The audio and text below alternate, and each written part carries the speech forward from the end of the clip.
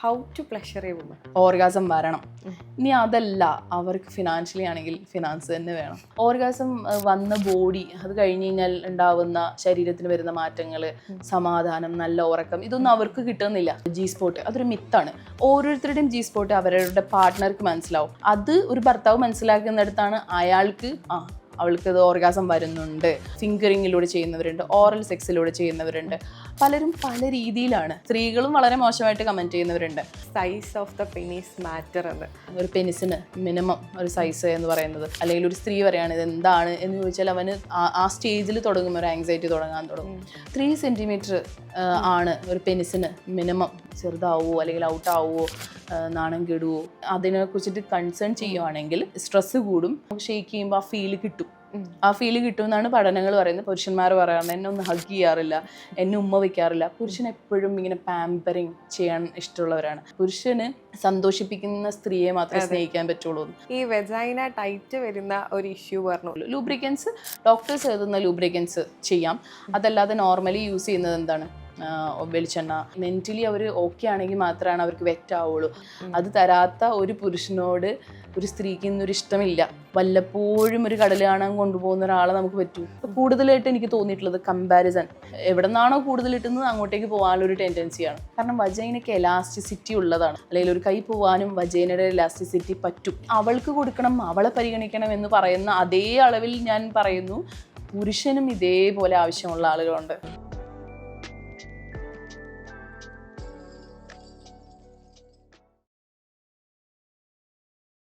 ഈ ഓർഗാസത്തെ കുറിച്ച് സംസാരിക്കുമ്പോൾ മെയിൽ ഓർഗാസും ഫീമെയിൽ ഓർഗാസും തമ്മിലുള്ളൊരു വ്യത്യാസം എന്താണ്? സ്ത്രീയുടെ ഓർഗാസത്തെ കുറിച്ചിട്ട് ജി സ്പോട്ട് അതൊരു മിത്താണ്. ജി സ്പോട്ട് എന്ന് പറയുന്നത് ക്ലിറ്റോറിസ്. അപ്പോൾ ഇല്ല, അങ്ങനെയല്ല.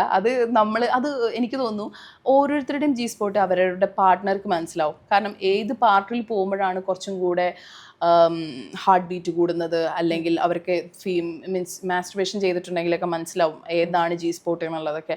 അവരുടെ ആ സ്പോട്ട് മനസ്സിലാക്കുക എന്ന് പറയുന്നത്, അത് ഒരു ഭർത്താവ് മനസ്സിലാക്കുന്നിടത്താണ് അയാൾക്ക് അവൾക്ക് ഇത് ഓർഗാസം വരുന്നുണ്ട്, അല്ലെങ്കിൽ അവള് പ്ലഷർ ചെയ്തു എന്നുള്ളത് മനസ്സിലാവുക. പക്ഷെ പുരുഷൻ അങ്ങനെയല്ല. നിപ്പിളിലൂടെ ഓർഗാസം എടുക്കുന്ന സ്ത്രീകളുണ്ട്. അതുമല്ലാതെ ക്ലിറ്റോറിസ് സ്റ്റിമുലേഷനിലൂടെ ആവുന്നുണ്ട്, ഫിംഗറിങ്ങിലൂടെ ചെയ്യുന്നവരുണ്ട്, ഓറൽ സെക്സിലൂടെ ചെയ്യുന്നവരുണ്ട്. പലരും പല രീതിയിലാണ് ഓർഗാസം ഉണ്ടാവുന്നത്.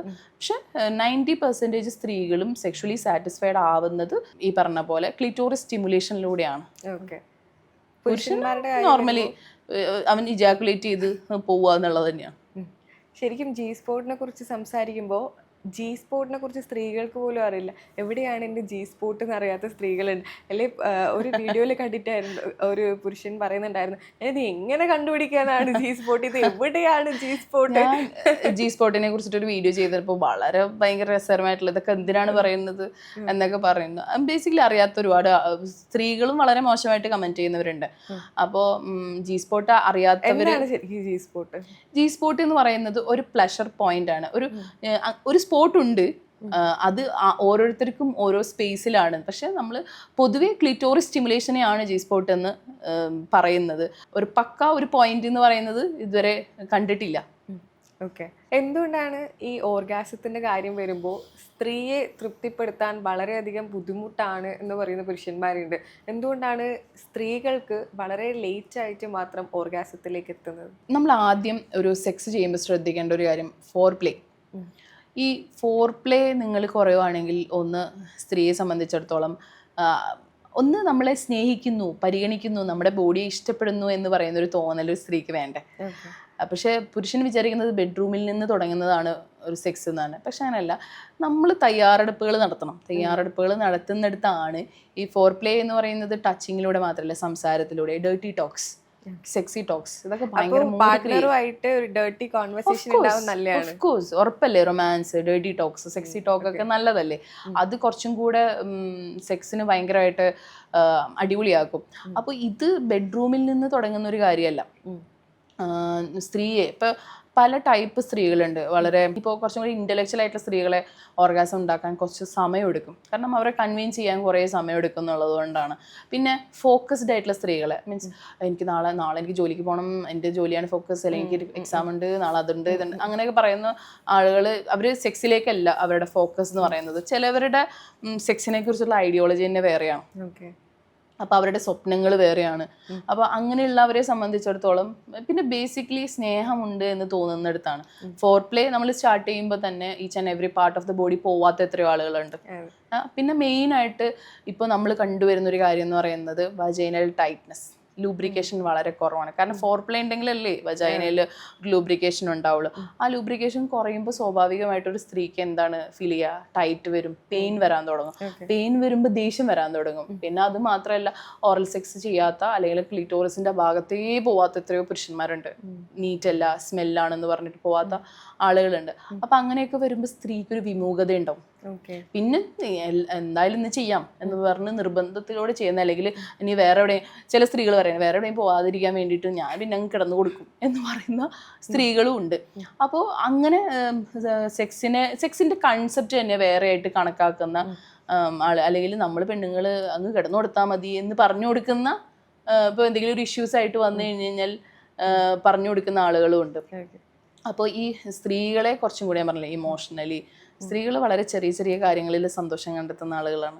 അത് ചെറിയ സംസാരങ്ങളിലൂടെ, എസ്പെഷ്യലി കാതുകളിലൂടെ പറയാം, ഒരു ഫോൺ സംസാരത്തിലൂടെ അല്ലെങ്കിൽ അപ്രിസിയേഷനിലൂടെ ഗിഫ്റ്റ് ചെയ്യുക. ലവ് ലാംഗ്വേജ് മനസ്സിലാക്കുക എന്നുള്ളതാണ്. ലവ് ലാംഗ്വേജ് നമ്മൾ സൈക്കോളജിക്കലി പറയുകയാണെങ്കിൽ ഒന്ന് ഗിഫ്റ്റ് ചെയ്യുക, അല്ലെങ്കിൽ ആക്ട് ഓഫ് സർവീസ്, പിന്നെ എന്താ പറയുക ഫിസിക്കൽ ടച്ച്.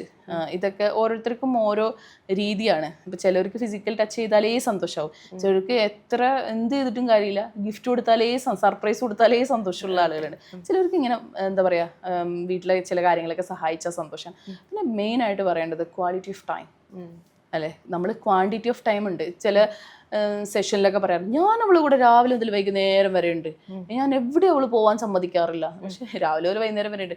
പക്ഷെ ആ ഉള്ള സമയത്ത് 1 അവർ ആ ക്വാളിറ്റി ആയിട്ടുള്ള ടൈം നമ്മൾ സ്പെൻഡ് ചെയ്യുന്നില്ല എന്നുള്ളതാണ്. ക്വാളിറ്റി ഓഫ് ടൈം അവൾക്ക് കൊടുക്കണം.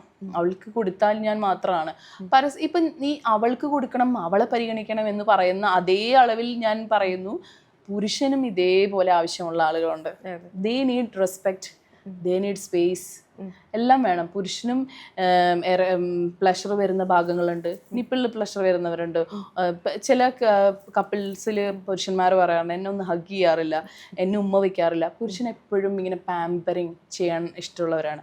അവരൊരു പാമ്പറിങ് ചെയ്യുന്നൊരു സ്ത്രീയെ അവർക്ക് അട്രാക്ഷൻ ഉണ്ടാകും. എക്സ്ട്രാ മാരിറ്റൽ അഫെയറിൽ എപ്പോഴും കാണുന്നു വെച്ച് കഴിഞ്ഞാൽ പുരുഷന് KR മീര ഒരു പുസ്തകത്തിൽ പറഞ്ഞിട്ടുള്ള ഒരു കാര്യമുണ്ട്, പുരുഷന് സന്തോഷിപ്പിക്കുന്ന സ്ത്രീയെ മാത്രമേ സ്നേഹിക്കാൻ പറ്റുള്ളൂ. ശരിയാണ്. പുരുഷൻ ഒരു പരിധിവരെ പരാതി പരിഭവമൊക്കെ വന്ന പുരുഷന് ഇറങ്ങിപ്പോവും, പറ്റില്ല, മടുക്കും. അപ്പോൾ സ്ത്രീകള് അങ്ങനെയല്ല. സ്ത്രീകൾ കുറച്ച് സമയം എടുക്കും, കാലാകാലങ്ങളായി അങ്ങനെ തന്നെയാണ്. ഈ വെജൈന ടൈറ്റ് വരുന്ന ഒരു ഇഷ്യൂ പറഞ്ഞു. ഈ സെക്സ് ചെയ്യുന്നതിനിടയിൽ, ഇന്റർകോഴ്സ് ചെയ്യുന്നതിനിടയിൽ ഏറ്റവും ഇപ്പോൾ ബുദ്ധിമുട്ട് അനുഭവിക്കുന്നത് വെജൈന ടൈറ്റ് ആവുന്ന സിറ്റുവേഷനിലാണ്. ആ സമയത്താണ് നമ്മൾ ഈ ലൂബ്രിക്കൻസ് ഒക്കെ യൂസ് ചെയ്യുന്നത്. പണ്ട് മുതലേ ആൾക്കാർ പറയുന്ന കേൾക്കുന്ന ഒരു ലൂബ്രിക്കൻസ് ആണ് എണ്ണ, വെളിച്ചെണ്ണ. ശരിക്കും വെളിച്ചെണ്ണ ലൂബ്രിക്കൻ്റ് ആയിട്ട് യൂസ് ചെയ്യാൻ പറ്റുമോ? അല്ലെങ്കിൽ നമ്മൾ പുറത്ത് കാണുന്ന ഈ ലൂബ്രിക്കൻസ് എന്ന് എഴുതിയ സംഭവം തന്നെയാണ് ഒറിജിനൽ ലൂബ്രിക്കൻസ് ആയി യൂസ് ചെയ്യേണ്ടത്? യെസ്. ഈ ശരിക്കും പറഞ്ഞാൽ ഒരു സൈക്കോളജിസ്റ്റിനോ അല്ലെങ്കിൽ സെക്ച്വൽ എഡ്യൂക്കേറ്ററിനോ ഒന്നും അത് പറഞ്ഞു കൊടുക്കാമെന്ന് മാത്രമേ ഉള്ളൂ. പക്ഷെ അതൊരു ഗൈനക്കിൻ്റെ പ്രിസ്ക്രിപ്ഷനോട് കൂടി മാത്രമേ ചെയ്യാൻ പറ്റുള്ളൂ. ലൂബ്രിക്കൻസ് ഡോക്ടേഴ്സ് എഴുതുന്ന ലൂബ്രിക്കൻസ് ചെയ്യാം. അതല്ലാതെ നോർമലി യൂസ് ചെയ്യുന്നത് എന്താണ്, വെളിച്ചെണ്ണ, അതല്ലെങ്കിൽ വാസ്ലൈന്, അല്ലെങ്കിൽ എന്തെങ്കിലും ലോഷൻസ് ഒക്കെ യൂസ് ചെയ്യുന്നവരുണ്ട്. പക്ഷെ അതൊക്കെ ഭയങ്കര പെയിൻഫുള്ളാണ്. കുറേ കഴിഞ്ഞാൽ ഇൻഫെക്ഷൻ വരാൻ തുടങ്ങും, സ്കിന്ന് ഡ്രൈ ആവാൻ തുടങ്ങും. പക്ഷെ നോർമൽ ലൂബ്രിക്കൻ്റ് എന്ന് പറയുന്നത് ആക്ച്വലി വെറ്റ് ആവുക എന്ന് പറയുന്നത് തന്നെയാണ്. അതിന് കുറച്ച് സമയം എടുക്കുക എന്നുള്ളതാണ്. കുറേ സമയമെടുത്ത് മൈൻഡ് ഓക്കെ ആണെങ്കിലാണ് സ്ത്രീക്ക് അത് വരുള്ളൂ. അവർ വളരെ മെൻ്റലി അവർ ഓക്കെ ആണെങ്കിൽ മാത്രമാണ് അവർക്ക് വെറ്റ് ആവുള്ളൂ. അപ്പോൾ അതിന് കുറച്ച് സമയം എടുക്കും. അതാണ് മെൻ്റലി നമ്മൾ അവർ പ്രിപ്പയർ ആവണം എന്ന് പറയുന്നത്. പക്ഷെ ഈ പറയുന്ന പോലെ ഓയില് ഒട്ടും നല്ലതല്ല. ഓയിൽ എനി കൈൻഡ് ഓഫ് ഒന്നും നല്ലതല്ല. ചിലർ ഒലീവ് ഓയിൽ യൂസ് ചെയ്യുന്നതെന്ന് പറയാനുണ്ട്. എന്താണെങ്കിലും ഡോക്ടേഴ്സ് പ്രിസ്ക്രൈബ് ചെയ്യുന്ന ലൂബ്സ് തന്നെയാണ് എപ്പോഴും നല്ലത്. പിന്നെ വജൈന ടൈറ്റനിങ് പറയുന്ന പോലെ അതേപോലെ പറയുന്ന ഒരു കാര്യമാണ് വജൈന ലൂസ് ആവുക എന്ന് പറയുന്നത്. കാരണം ഒരു കണ്ടിന്യൂസ് സെക്സ് അല്ലെങ്കിൽ ഒരു ഡെലിവറി 2 ഡെലിവറി ഒക്കെ കഴിയുമ്പോൾ വജൈന എലാസ്റ്റിസിറ്റി വെജൈന ഒരു എലാസ്റ്റിസിറ്റി ഉള്ളതാണ്. ഒരു കുഞ്ഞ് വരാൻ വലിപ്പത്തിലുള്ള അത്രയ്ക്കും വികസിക്കുന്നുണ്ട്. കാരണം muscle contraction pelvic floor muscle എന്ന് പറയുമ്പോൾ കുറച്ചും കൂടെ അഴഞ്ഞു വരും.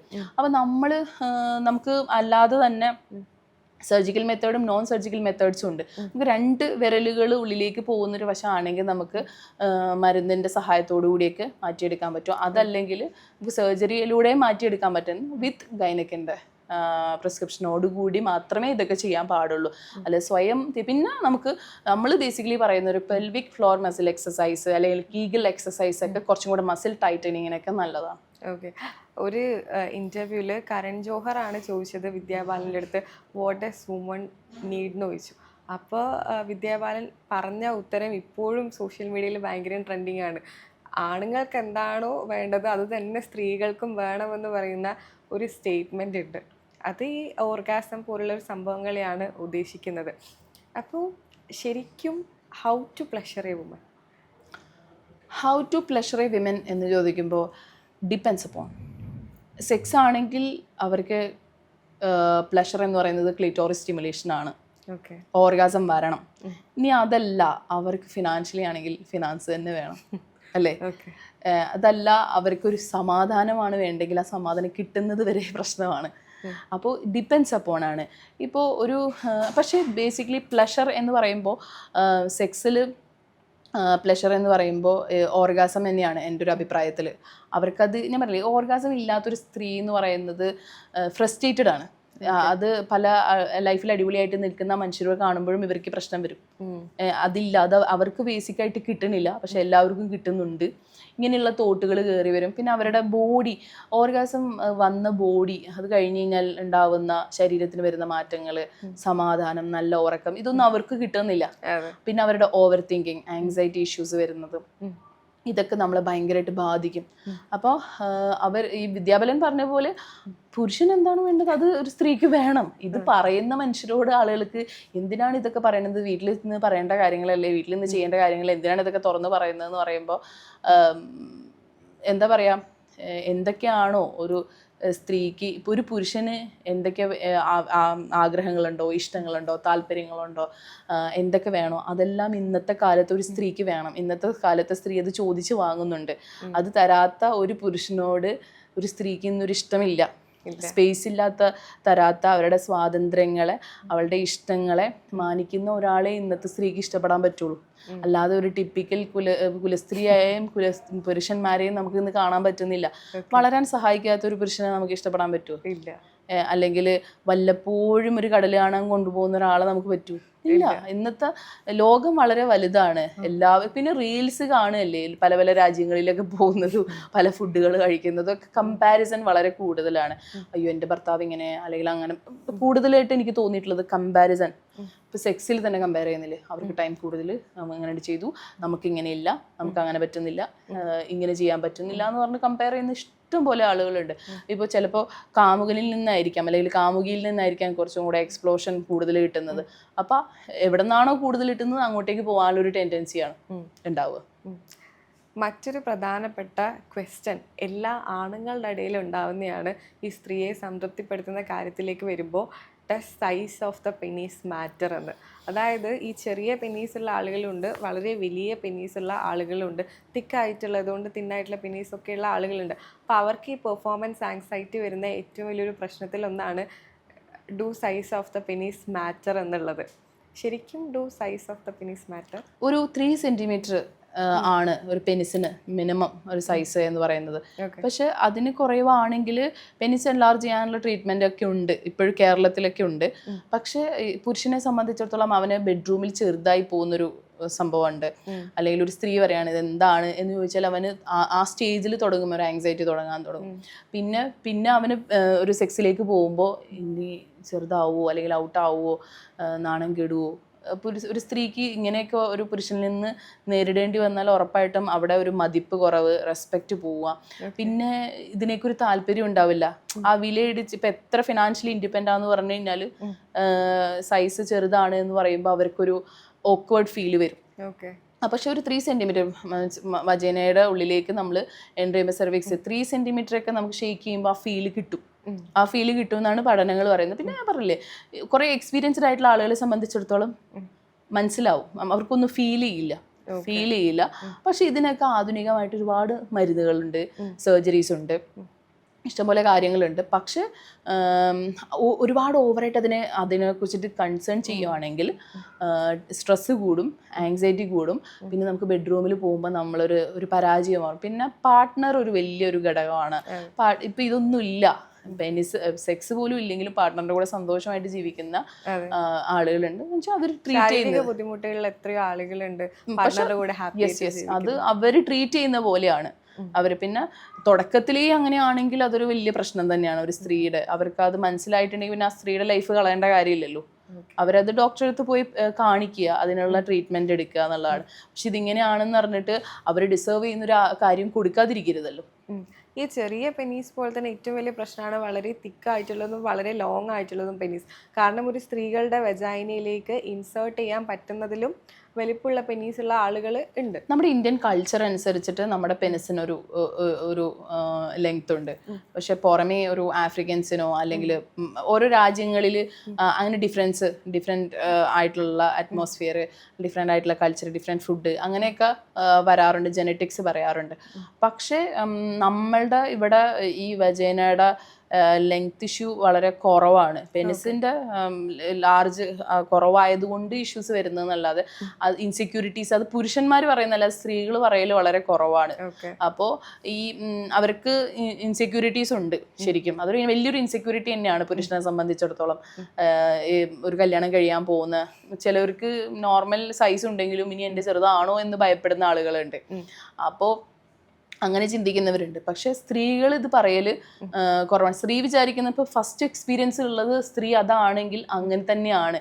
കാരണം വജൈനയ്ക്ക് എലാസ്റ്റിസിറ്റി ഉള്ളതാണ്. വജൈന ഞാൻ നേരത്തെ പറഞ്ഞ പോലെ ഒരു കുഞ്ഞ് വരാനും ഉള്ള അല്ലെങ്കിൽ ഒരു കൈ പോവാനും വജൈനയുടെ എലാസ്റ്റിസിറ്റി പറ്റും. മനസ്സിലായോ?